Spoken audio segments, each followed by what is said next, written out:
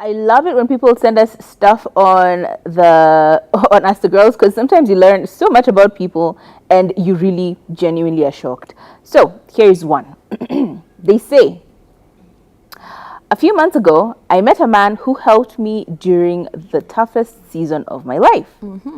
I was overwhelmed and desperate for answers when he crossed paths at a fellowship. When we crossed paths at a fellowship, he, sorry, he wasn't even the pastor, just someone attending like I was. After the service, he approached me and he said, and what he said left me speechless. It was as if he could see straight through my situation.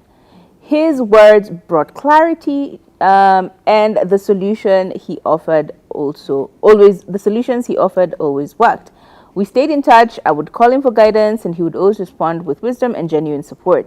I came to see him as God sent, and it was divine. I talked to him with a little awe. Sometimes I thought he perceived my thoughts, but now things have taken a turn. I didn't see it coming. Recently, he started asking me out. He is married. I'm torn and confused. I never expected this. I feel like I'm on the verge of losing someone I consider a true valuable friend. He helps me deeply, but this shift has me shaken.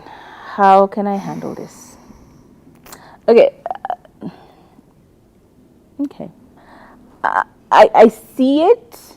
I see how someone's support and someone being this supportive to you, especially when you're in a bad situation, someone being this supportive to you, I see how, yeah, you can actually start to feel some type of way simply because, they don't see you as just that innocent friendship basis, right? They want to smash, right? He is married. Some men, we can say some men are men. However, it's important for you to start thinking about other things. For example, your peace and boundaries, right? Why are you just sitting down and letting this man talk to you anyhow? Okay? Number 2, there were things that you should have put in place from the very beginning. For example, why did you make yourself so accessible to this? You know what? We can't blame you. Let's just say this. You need to start establishing boundaries and also protecting your peace. This man is not an end-all be-all. The same way you bumped into him is the same way you can bump into someone else. Stop tokenizing him and idealizing him as the only person who can give you support in your time of need. Yes, he was a friend. No, he's not a friend anymore. He's more looking to get what he wants. He's been creating value for himself. He's been creating value that you see and only you can see it. And now it's time for him to reap the benefits of all his hard work and intervention.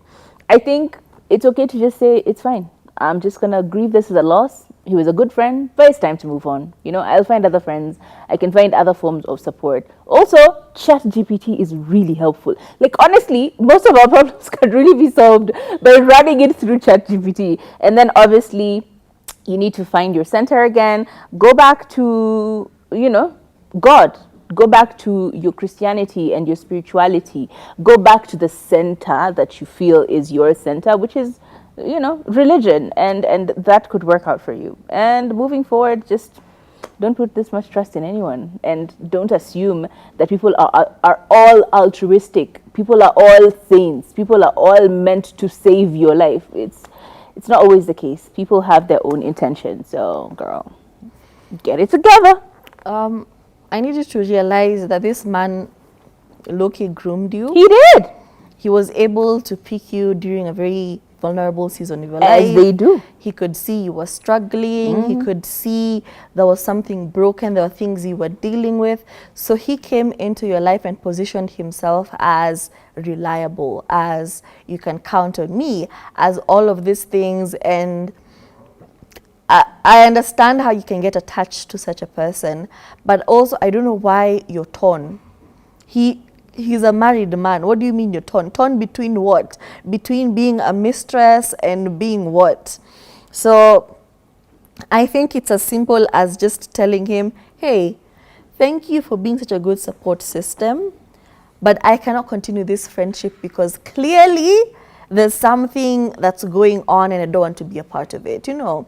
And with married men, sometimes you got to remind them that they are married. Just remind him, by the way, do you remember you're married? Do you, and I'm assuming even when you're talking about fellowship and church, I'm assuming even his wife is attending the same church, the same fellowships, because I'm yet to see a man who goes to fellowship alone.